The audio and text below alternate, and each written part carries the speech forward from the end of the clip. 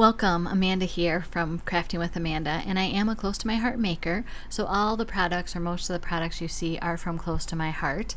And today I am doing this layout from when we were in the Grand Canyon or visiting the Grand Canyon in 2011, and this is my husband and daughter. And I started with the photos and I went ahead and put a white daisy mat on them, and I chose the Make It From Your Heart volume 3, and I'm following pattern 9. So if you have that book, that's what I'm doing, is Make It From Your Heart volume 3 pattern 9. And you can tell that it has the two strips on the left and right plus another smaller in the left and right, kind of encapsulating the page. And then it used a zip strip for a border on top of the, I'll call it the denim paper. And instead what I did is I went to my Cricut, and on the Artistry cartridge I found these mountain borders, and so I sized them down. And originally I thought I was going to put them on the Toffee cardstock, but instead I went back to the You Are Enough paper and pulled that blue, and I'm going to mount them on those. And I really like how that ends up looking. And I will show you how I actually put them all together. And one of them is the mountain cut from Artistry, and the other is actually the negative part that I ended up just cutting off from both sides. So I didn't make you watch me ink all the edges, but I took Sapphire ink and inked all the edges of every paper except for the mountains. I inked with Paprika. And so to make these mountains, the easiest way is to go ahead and stack them together, and then, like I just did, fold it down below where you want to put it, but I cut the base piece to the length that it needed to be so that I could then arrange the mountains within that area. And I showed you I have a, for my markers, I have a sheet that I color in so that I know what the markers are, and I'm trying to look at what colors are going to go with the jacket. And then I decided that I wasn't even going to use purple flowers on my layout, and I just used the the orange blend marker, and then I combined it with the brown gray blend. And it's a really light marker, but with the ice gray and the brown gray blend, you can almost make any shade that you want with any marker. So I start here with the medium of the tri-blend marker, and I go over the flower, and this is the orange blend. And I don't show you all of the coloring, watch all of that, but I do want you to see how this brown gray blend, and I'm using the lightest shade here, I just go back over it and it changes the tone. It kind of mutes it a little bit, and then I just go back in with the lightest shade of the orange to kind of brighten it up. I didn't need it truly bright, but just a little bit brighter. And here I'm using the dull green blend, and I'm just using all three colors, the light for some of the shiny spots on the leaves, and then the dark for the veins and all. And I really like how that turned out. Here's another little tip on the Cricut where I cut my title. To make sure that it all stays together, because it wasn't all welded, some of the letters were, but not all of it. So I just took a thin piece of washi tape and put it over top of the letters, and then I could pull them out all together. So I'm using some flip flaps for my layout, and as you saw here, you can put these on the outside of your page protector, but I like to have them on my page, and then I will actually cut a slit in my page protector and pull them through. That's just what I like to do. So on the left page I already did that, and I'm going to do that again here on the right with this photo, but because the photo on the front was a 4x6 and the photo on the back is a 4x4, I have a little bit of an area for embellishing.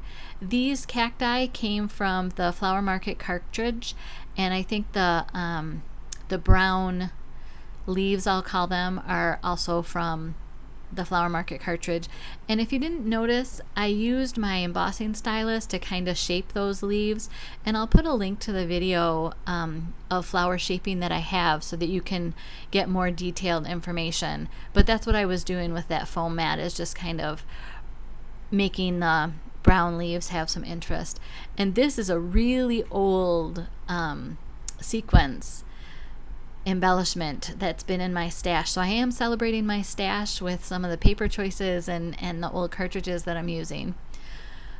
So I'm showing you here that on this flip flap you kind of lay it where you want it, and then I hold it down and apply the flip flap, and then you can apply any pictures that are underneath it. And I hold it up underneath the flip flap and press it down onto my layout. And again, there's another little embellishment opportunity here, so I'm just kind of continuing with the cactus. And I apologize for the glare on the flip flap. It's just something that happens. Light bounces off of plastic.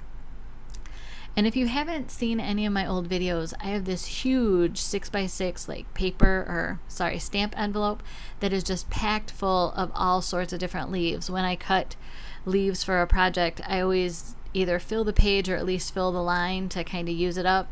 And I put all of those into this one envelope that I can pull from later. So these little yellow pieces are actually from the Make It From Your Heart card kit extra embellishments that I send out to people. So I think I have 2 more of those little fronds left, and then those will be gone out of my envelope.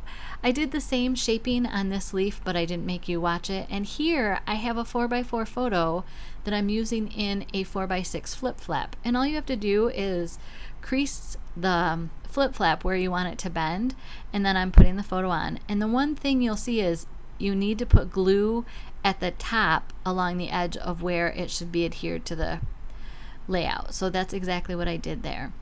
And I've really been enjoying strip journaling, and the one thing that took me a while to figure out is what size font should I use, what size should I cut them, just so that I'm not cutting each of them individually. And for me, I use a 14 point font of Arial, and then I do my line spacing at 1.5, and that allows me to cut each of those strips at exactly 1/4 inch. So if you want to do strip journaling, that's the setup that I use. Again, I'm just pulling some of these cacti that I had cut from the Flower Market cartridge. I have these 3 orange flowers that I colored in, and those are from the Isabella Scrapbooking stamp set, and it also has the thin cuts that come with it, so it's really easy to cut those out nicely. And I'm just kind of playing with my embellishment clustered here in the bottom left corner because I don't want it to impede the opening of the flip flap. And then I'm adding some more brown because, again, as you work in triangles through your page, it will help your eye continue to move across the page. And now the last thing that I'm doing is just adding some more of these wood grain sequins, and I really like how they turned out.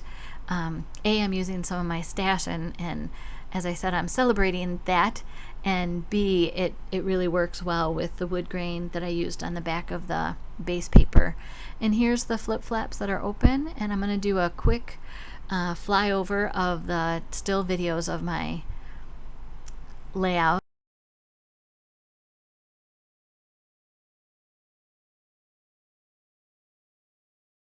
So this is the left page, and I love how this title worked. And then this is the right page, and I'll kind of fly over it with them open so you can kind of see all of it together. Here is another video that you may be interested in. If you haven't already subscribed to my channel, I would love if you would do that, and then turn on notifications so that you never miss when I post. I'm trying to post on Tuesday or Wednesday with a scrapbook layout, and then on Fridays I'm doing a Fun Fold Friday card series. Hope you have a blessed day. Thank you.